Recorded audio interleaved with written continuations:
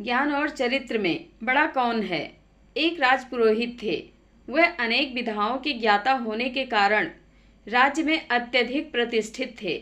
बड़े बड़े विद्वान उनके प्रति आदर भाव रखते थे, पर उन्हें अपने ज्ञान का लेश मात्र भी अहंकार नहीं था।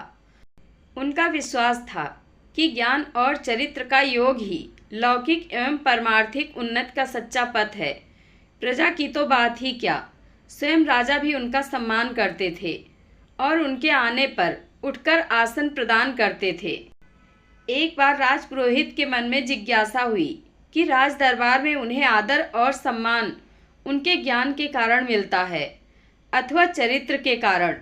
इसी जिज्ञासा के समाधान हेतु उन्होंने एक योजना बनाई। योजना को क्रियान्वित करने के लिए राजपुरोहित राजा का खजाना देखने गए। खजाना देखकर लौटते समय उन्होंने खजाने में से 5 बहुमूल्य मोती उठाए और उन्हें अपने पास रख लिया। खजांची देखता ही रह गया। राजपुरोहित के मन में धन का लोभ हो सकता है, खजांची ने स्वप्न में भी नहीं सोचा था। उसका वह दिन उसी उधेड़-बुन में बीत गया। दूसरे दिन राज दरबार से लौटते समय राजपुरोहित पुनः खजाने की ओर मुड़े तथा उन्होंने फिर 5 मोती उठाकर अपने पास रख लिए। अब तो खजांची के मन में राजपुरोहित के प्रति पूर्व में जो श्रद्धा थी वह क्षीण होने लगी। तीसरे दिन जब पुनः वही घटना घटी तो उनके धैर्य का बांध टूट गया। उसका संदेह इस विश्वास में बदल गया कि राजपुरोहित की नीयत निश्चित ही खराब हो गई है। उसने राजा को इस घटना की विस्तृत जानकारी दी।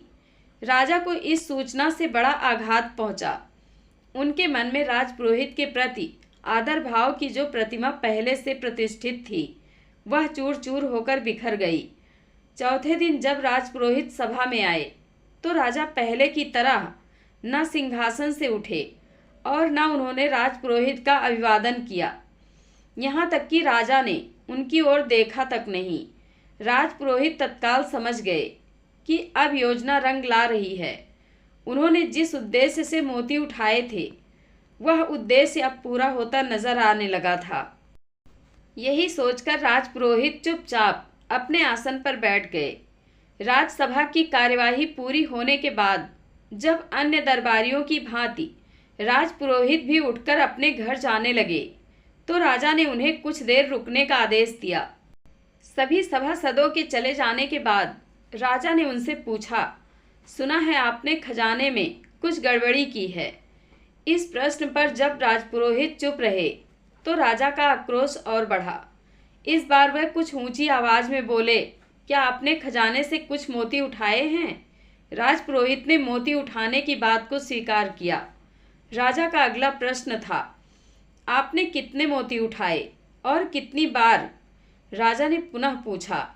वह मोती कहाँ हैं? राजपुरोहित ने एक पुड़िया जेब से निकाली और राजा के सामने रख दी, जिसमें कुल 15 मोती थे।